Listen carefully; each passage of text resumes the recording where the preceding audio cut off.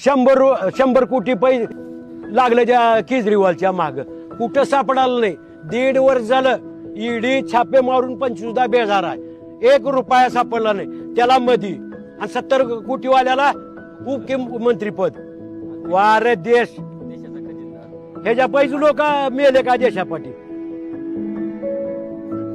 हा, आणि ती देव म्हणून. अरे कुठं आहे स्वतःची माई बाप सांभाळणार, पोती आणून देव, आणि ज्याला करायचं ते करल ना तिथं जाऊन देव.